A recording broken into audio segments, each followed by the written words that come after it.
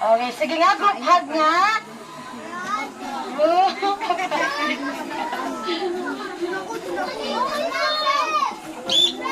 Okay, enough na. Enough na, boys. Okay, in the count of 10, go back to your line. 1, 2, 3, 4, 5, 6.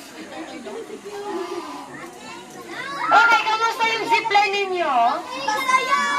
Nag-enjoy ba? Gusto nyo pa ba? Okay, next year naman. Okay, next year. Okay, so, for your fourth activity, ito po ay tinatawag na animal feeding. So, ano po yung mga animals na nakikita ninyo? Pato. Anong English ng pato? Yeah. Chicken. Ano pa? Cow. Ano pa? Kambing.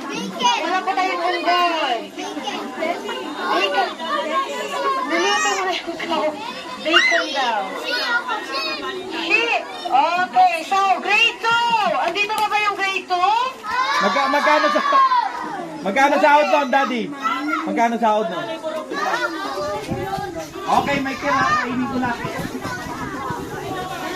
Tingin mo na yung kay Mami. Bayad na lahat to. Sino pa yung ano? Oh, sobra ng ano? Eh nga, bigay mo yung kay Caitlyn, ha? Ano? Carabao. Oh, ito, Carabao. Hindi. Feed mo siya, feed mo siya. Bigyan mo siya, bigyan. Anong papakain mo? Feed mo, dali. Bigyan kayong dalawa ni Caitlyn.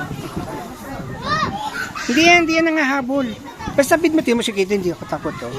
Gumagano. O, dito, no, dito, bigyan mo siya dito. Ito, dito, bigyan mo. Sa mountain yan. Ako, tingnan mo. Hindi mo si Daddy, pengi. Tingnan mo ito, tingnan mo. Hey. Yeah. You want a treat? Come here. Uy. I'm scared if this runs to me, I might just go run away.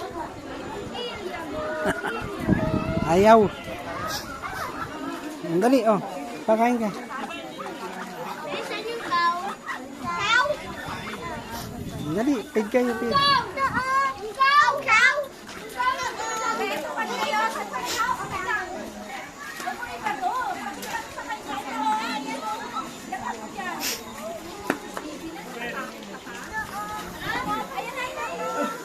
Ay, vlog ka na lang.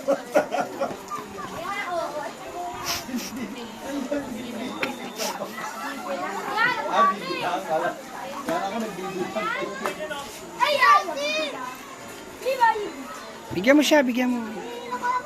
Hindi yan nakakatakot kasi ano yan eh. Naghahanap lang siya ng pagkain, abutan mo lang siya. Abutan mo lang siya, abutan. Sige na, abutan mo lang siya. Isaboy mo lang siya, ganun no, isaboy mo lang siya. Sige. Yan. Tingnan mo si Caitlyn, hindi natatakot. Bakit gumaganon siya? Kasi naghihintay siyang pagkain. O dahil, abutan mo na. Dirty? Wash your hands. Yung may gripo.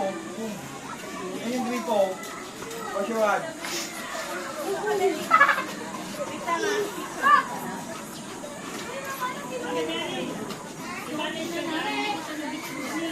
Sumusunod ba?